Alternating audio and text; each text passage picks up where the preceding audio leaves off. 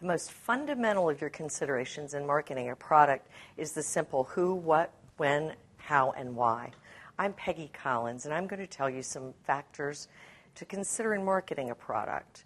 Begin with what your product is. You must be able to tell potential buyers what it is and the purpose it serves. If you can't do this, factor number 2 doesn't matter.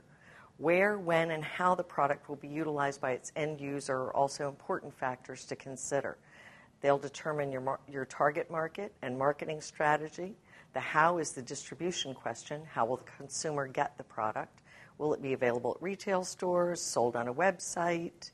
If you want to use retail stores, there's a distribution chain that requires you to cultivate business relationships with retail merchants. This business model can take time and tremendous perseverance, but the rewards for a great product can be in the millions in a relatively short time. If you decide to sell your product on the internet, how will you drive traffic to the website and encourage consumers to seek it out? What steps need to be taken to prepare to produce the product? How long will it take to produce? How will it be priced? Don't underestimate the importance of packaging in making a product sell.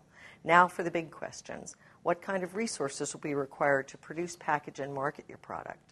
Finally, have you researched the product's feasibility, short-term and long-term sales potential, and the marketplace you hope to establish?